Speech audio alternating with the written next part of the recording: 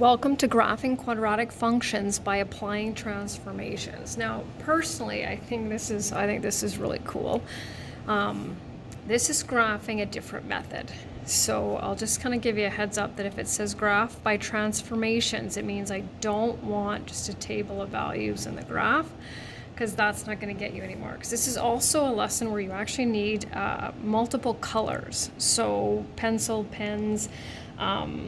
When you write your exam, I have lots of extra pencil crayons from my kids when they were in elementary school, so you can use those. Some students like to use highlighters, so you need a total of three different colors, so not for each one of these questions. So what we're going to do is I'm going to talk you through the process, and then we'll also get to do two of complete questions. So these are kind of what I call baby steps before we get there. So what we need to understand is what happens when we change A. What does that do for our parabola, right? Well, we know the sign of A indicates whether it opens upwards or downwards, and we know that the value itself actually has to do with whether it's wider or narrower, right? So you can see the parabola in the graph there. You can see that basic parabola. So that is y equals x squared. That is the first parabola that you have to graph every single time. So I don't even need a table of values for that, but it's actually in these questions just to save us a little bit of time. But when I get to screens 3 and 4, then you'll see what it looks like. So this parabola right here is y equals x squared. So now what we want to do is we want to graph y equals 2x squared. So we'll do a table of values. So we'll go I need to find a pencil. Okay, got my pencil, and now we're back in business. Okay, so we want to put our vertex here. So this is y equals 2x squared. Okay, remember this one is y equals x squared. So we've got 1 and 2 and -1, -2. So I put this one in here. 1 squared is 1 times 2 is 2. 2 squared is 4. There we go. Okay, so now we're going to plot this, and I want to do it in a different color. Hopefully you'll be able to see it even though it's fairly close up. So still that same vertex. 1 and 2, -1 and 2, and 2, 4, 6. Ooh, having a hard time seeing that. 2, 4, 6, 8, and 8. So as you can see, now that we've changed, right? So we've changed our value for A. We know that when A, we ignore the sign, when A is greater than 1, it makes it skinnier, right? It makes it a narrower parabola. So our description for that then would be narrower, right? Narrower than y equals x squared. So we know if we see an A value that's greater than 1, right, we know it's going to be skinnier, okay? So moving over to this one here. So what's going to happen with this one? Okay, well, not only is it going to be wider, right? But because A is negative, what is that going to mean? Well, that means that it's actually going to open downwards. So the first parabola we graph is always y equals x squared, which is already done for you here. So now we will graph this one here. So what we want to do, and this goes back to grade 9, when we're dealing with fractions as numerical coefficients and we want to get rid of those, we need to choose multiples of the denominator. So we want to choose the denominator, 0, and a negative denominator, right? So that's going to be the origin. So 3 squared is 9 times -1/3 is -3, right? We're going to have opposites. So what's going to happen now is we're going to have, this is going to be our vertex, our highest point. 1, 2, 3, 1, 2, 3. 1, 1, 2, 3, 1, 2, 3. There we go. So as you can see, it definitely got wider. Okay. So our description for that, and remember, bear with me until I get to the very end. If I get to the very end and you're lost, well then we're in trouble. Don't panic right now. So it's going to be wider than y equals x squared, and it's a reflection in the x-axis, right? So you can see that clearly it's a mirror image, right? So what happens when we change a? Well, if we change the sign, it'll be a reflection, right? And if we change the value, if it's greater than 1, it'll be narrower, and if it's smaller than 1, it will definitely be wider. So now what we're going to do is we're going to look at p. Too many things in my way here. So what happens when we change the value of p? And this is why it's important to know what the rules are. Excuse me. So what's p here? So this is, once again, our y equals x squared. So p is 3, right? So what happens, right? What's our vertex? Well, we know that the vertex is p comma q, right? What's q in this case, right? It's a plus what? Well, it's a plus 0, right? So what's going to happen here is we know that since our p-value is positive, we know that our vertex will be to the right of the origin.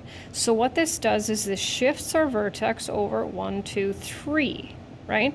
And shifts everything, right? Just want to make sure I moved everything over. There we go. And there we go. Hopefully you can see that. Oh yeah, I think you can. So changing the value of p, right? We had a shift right because this is 0, these are all our positive numbers and all of our negative numbers. So it shifted to the right 3 units. What would happen, let's say, if it said x plus 2 squared? Well, we know that p would be negative 2, and that would shift it to the left, right? Not right, but correct. Okay, changing the value of q, what's that going to do, right?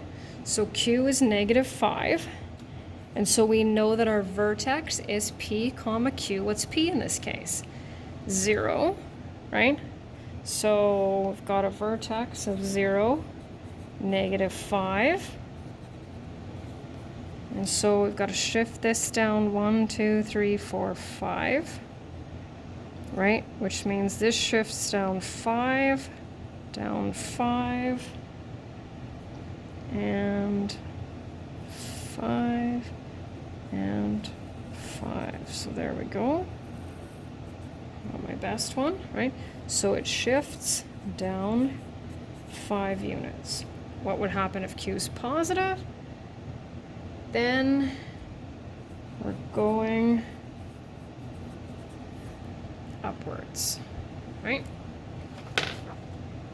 Okay, so here's what I need you to be able to do. And I'm going to be honest with you, and I don't know why it always brings a smile to my face. So the steps are there. So the first time I taught Pre-Calc 20, I went through this whole lesson, you know, pretty close to what it is now. And I gave the students, you know, the assignment sheet, and it's kind of something like this. And I just said to them, I said, well, how's it going? And one student said, oh, it's going really well. And I said, well, that's interesting. I said, I thought you would struggle with it. Well, she was just doing a basic table of values, right? With the vertex and everything. And I said, no, you can't do it. Sometimes you can do things a different way, right? So if you found a different YouTube video or, you know, and it doesn't really matter as long as you can, let's say, solve. But when you're graphing by transformations, you need to have multiple graphs, right? Multiple parabolas on there. So that's why I kind of laid it out a little bit better, okay? So first step is always graph y equals x squared, okay? So that's the basic parabola. I don't even need a table of values for that one. So we will just go over and we'll graph that. So I recommend choosing the same colors, but it doesn't really matter. So here's a basic one, right? So I'm going to put that in there, 1 and 1. And then what do we have here? 2 and 4. 3 squared is 9. So 4, 5, 6, 7, 8, 9. Now you actually only need 5. But I'm just going to do a few more just to make it look really, really good here. So first step is graph that basic parabola. That's the one that was already given, okay? So then the second step is graph y equals ax squared, okay? So you can see what's a in our equation. A equals, oh, I'm gonna move this over so you can see. A equals there. So that's the one that we need. I'm gonna do the table of values in pencil, and then I'll graph it in pencil crayon, right?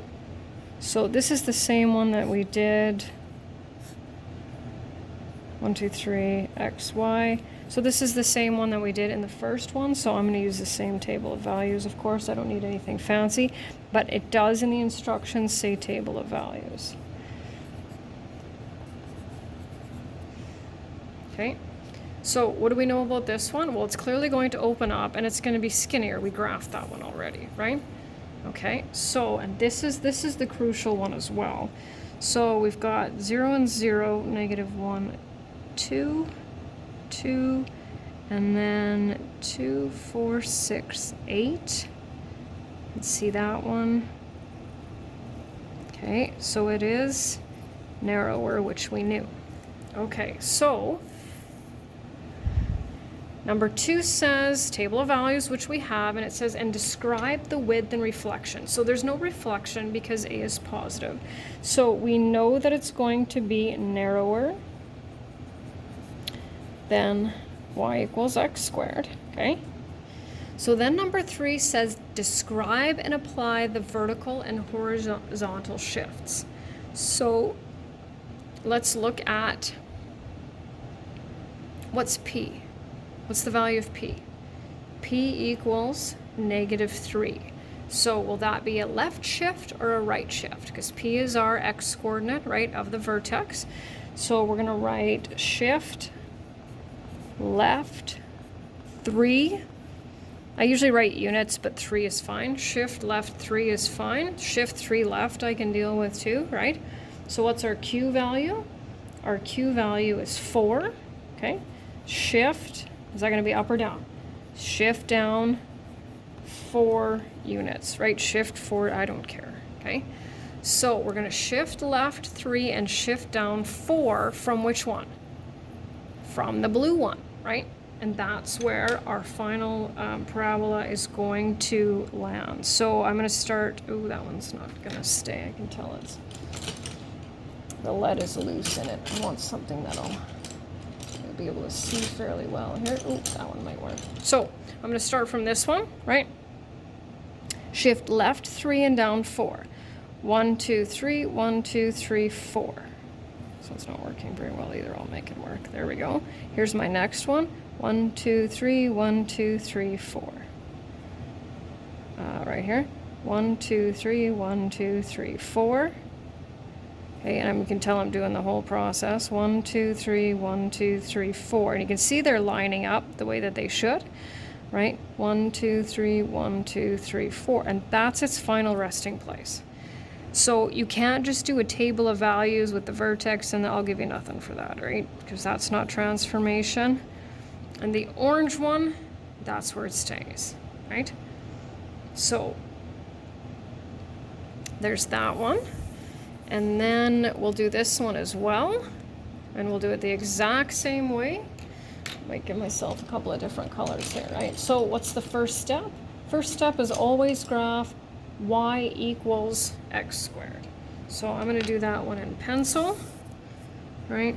Always that basic 1, 2, 4, 5, 6, 7, 8, 9.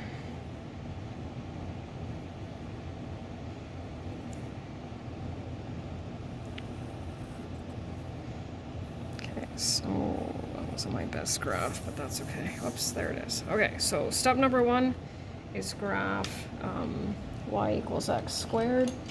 I want some better colors here. I'm having a hard time. Maybe this one will work. Okay, so next step is to graph y equals ax squared. So here now we're dealing with y equals ax squared. So what do we know about this one? Well, we know it's going to be a reflection, right? So transformations. Oh, you can't even see me write that, sorry. There we go. So transformations, and it doesn't matter when you do that, you can describe them, right? So we know it's going to be wider. And it'll be a reflection, right? Why is it a reflection? Because A is negative. Reflection about the x-axis. Okay, so we'll do our table of values here. So now I have to be careful with this one because normally we use multiples of the denominator, right? But I won't be able to use 4, 8, and 12. That's not going to fit. But I know when I square even numbers, that'll be good. So this will be 0. So 2 squared is 4 times negative a quarter is negative 1. 4 squared is 16. There we go. So I'm going to do this one in purple. And so my origin, 2, negative 1, negative 1, 4.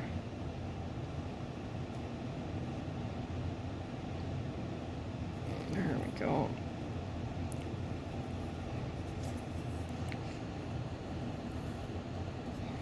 Okay, well, that's kind of a funny looking, but anyway. All right, so now we have to look at our values for, it's really not that bad, right? We need to look at our values for P and our values for Q. So our P value is 1. So what does that mean? Shift right 1. And Q is +5, shift up, right? Because it's positive 5 units. So this time from each point on our purple parabola, we're going to shift right 1 and up 5. And then that'll be its final resting place, right?